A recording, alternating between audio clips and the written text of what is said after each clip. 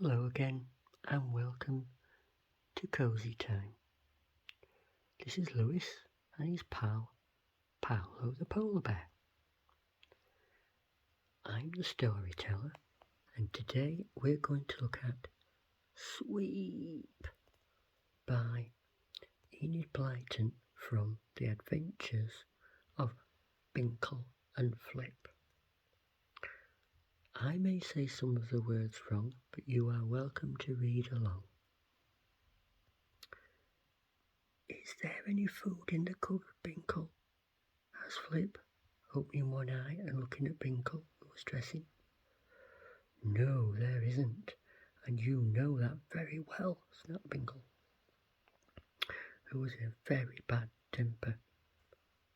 You just jump out of bed, you lazy thing. We've got to work today if we want any food to eat. Oh, groaned Flip. I do hate work. Whatever can we do, Binkle? We must think, said Binkle. Hark! Who's that calling outside? He went to the window and leaned out. Brock Badger, the sweep, was outside, carrying his poles and brushes over his shoulder. Sweep, sweep, he called in his deep, husky voice. Then he caught sight of Binkle at the window. Chimney swept, Binkle? He asked. No, answered Binkle, and Brock went off crying, Sweep, again, over Bumblebee Common. Binkle watched him. Flip, he said, come here. Flip came to the window. See old Brock, said Binkle. He gets a good lot of money for sweeping chimneys, and there's nothing much in it. Just fix your poles together, swish the brush up the chimney, and there you are. Oh, illustrations. Always a good sign with a good book. Right, what have we got here? Sounds nice and easy, said Flip, watching Brock Badger knock at Slippy Stoat's door in Briar Bank. It is easy, said Binkle, and what's more, we'll do it, Flip. We'll borrow Brock's poles and brushes and go off to Bracken Hill Town away yonder and sweep all the chimneys we can. My, we'll come back with our pockets full of money. But how can we get Brock to lend his brushes? Asked Flip doubtfully. Nobody round here trusts us much, you know. Wait and see, answered Binkle cheerfully. Come on. There goes Brock over the common. Let's catch him up. The two rabbits scurried downstairs and ran over the common. They couldn't see which way Brock had gone, so Flip went down Heather Pass and Binkle down Hazel Road. After a bit, Binkle smelt smoke, and he popped round a tree and found Brock Badger cooking his breakfast. It smelt very good. Binkle watched Brock and his bright brown eyes and wondered how he could get him to lend the poles and brushes. Brock finished his breakfast, kicked out the fire and lighted his pipe. He leaned back against a tree and smoked hard.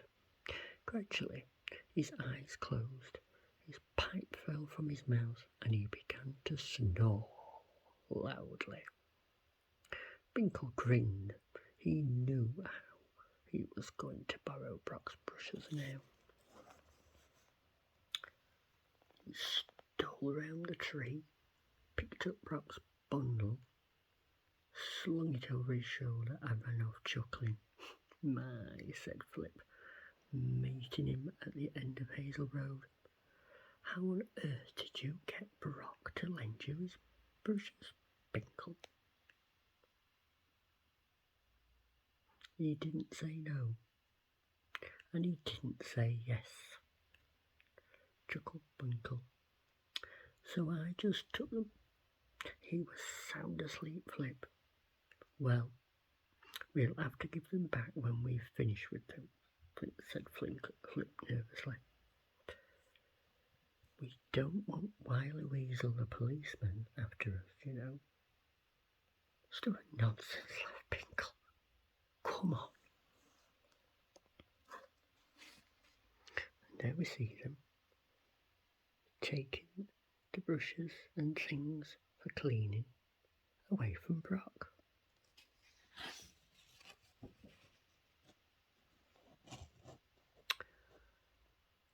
We'll make a lot of money today in Bracken Hill Town, Flip. We'll give Brock a fine dinner for lending us his brushes when we come back. Off the two went, and after a long time, a long walk, arrived at Bracken Hill Town. Swee-ee-eep, shouted Binkle. Swee-ee-eep. Here, Flip, I can't shout and carry these things. You carry them, and then I can shout properly.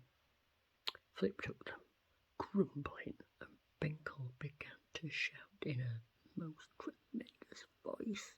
Sweep, sweep. 22 chimneys swept yesterday.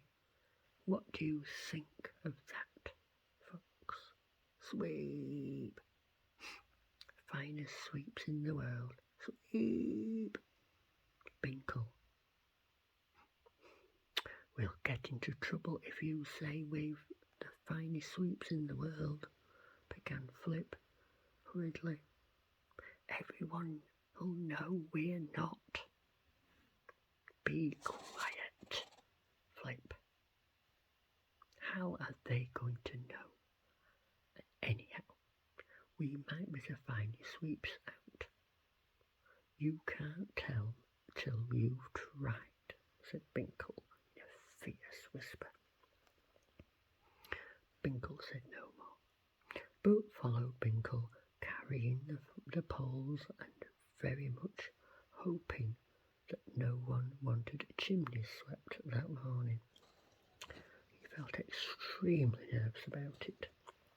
Bushy Squirrel knocked on her window pane. Binkle looked up and pulled his cap off politely.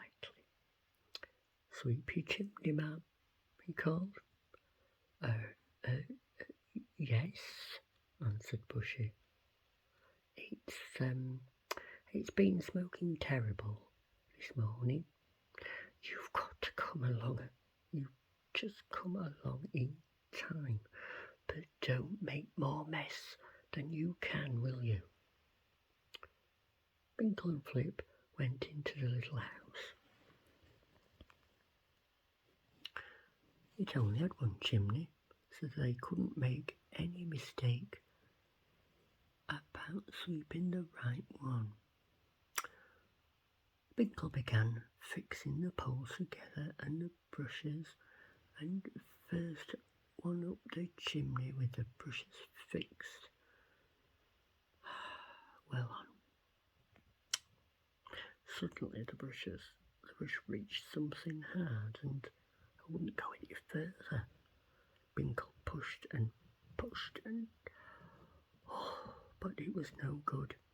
He pulled down the brush and he put his head up the chimney to look. Then he reached his paw up and tried to feel what it was.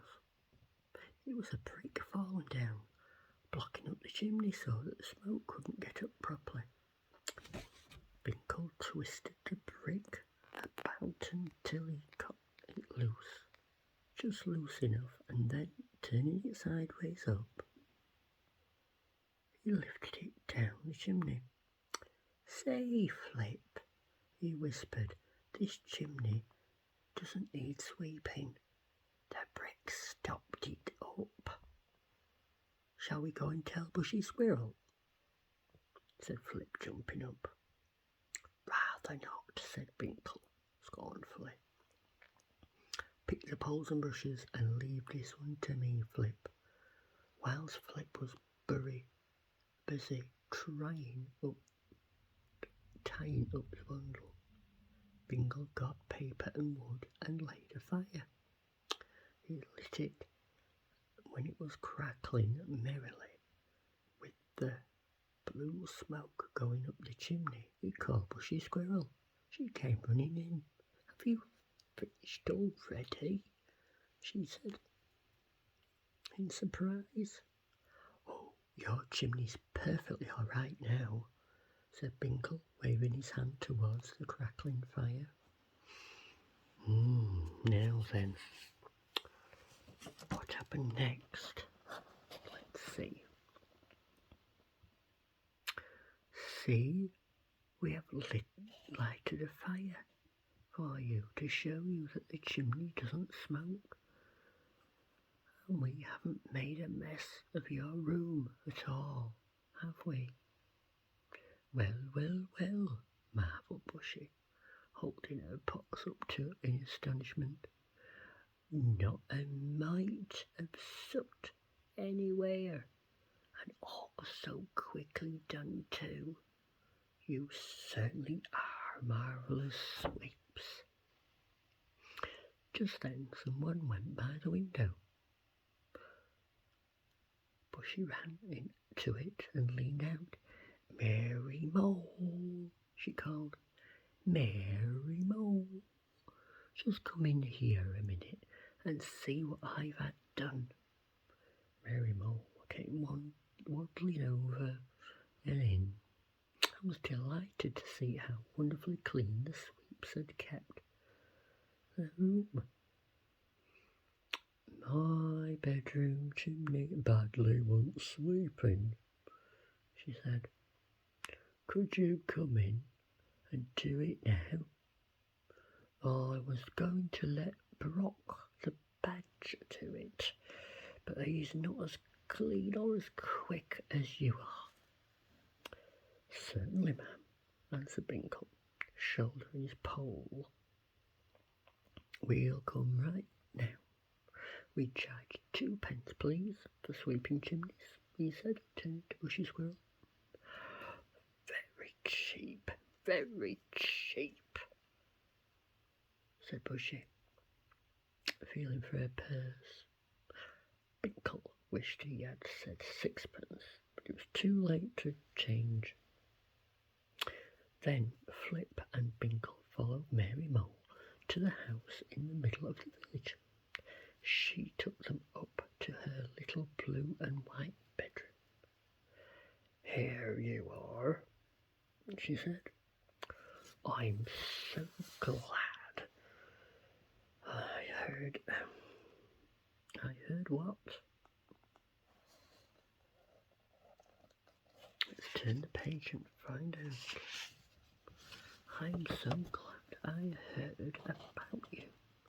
Brock Badger always makes a dreadful mess, so he does try hard not to. I have to cover up everything in the room and the sheets when he comes and She left the room and went downstairs. Flip began fixing the poles together and Binkle sat in the chair next by and just watched him. Up the chimney she goes, he said. It is nice to see you doing some work, Flip. Now push hard. The chimney was small and the brush Flip had fitted on was very big. He pushed and suddenly gave and slipped up the chimney with a rush, quite overbalancing Flip. At the same moment, a great cloud of soot fell down into the hearth and completely covered him. It fell all over the white room and settled everywhere. Binkle leapt up and began to choke and cough. You stupid, you cried angrily. That's not the way to sweep a chimney. Oh, you should have swept it yourself then, choked Flip, trying to wipe himself clean but making himself blacker still. Let's find the bathroom, said Binkle. We can't go out like this. No one will give us work. They went into the bathroom nearby and turned on the taps, but instead of making themselves clean, they made the bathroom terribly dirty. The bath was streaked with black. The floor was covered with soot. When they dried themselves, the towels looked terrible, with great black marks and smudges. Well, Binkle, said Flip, looking at the towel in his hand in his dismay. Oh, whatever will Mary Mole say? She will be angry with us. This all comes of you trying to sweep a chimney, scolded Binkle. Next time I'll do it. Look here, we'd better slip out of the house quickly when Mary Mole isn't looking. The two scamps tiptoed to the bathroom, wrapped up the bundle of poles, and leaned over the banister to see if Mary Mole was anywhere about. Listen, she's ironing in the kitchen, said Binkle. We can slip out of the front door without being seen. So the two rabbits crept downstairs and slipped out of the front door as quietly as they could. Thud, thud, went Mary's iron, and they heard her humming a little song. Poor Mary. Whatever would she say when she went upstairs? Binkle and Flip went down to the road very quietly, and daring not to call out, Swee-ee-eep, until they were well out of Mary's hearing. When they had turned two corners, they were well into the old part of Bracken Hill town, and they felt safer. Big houses here, said Binkle, glancing around. We could get quite a lot of chimneys to sweep, I expect. Sweep, sweep. A little servant mouse came running out of a big house and beckoned to them. Hi, hi, she called. Sweep, sweep. Binkle and Flip went up to her. Now, at this point, we need to see where this story is going. And I think, for now, let's take a short break. Bye for now.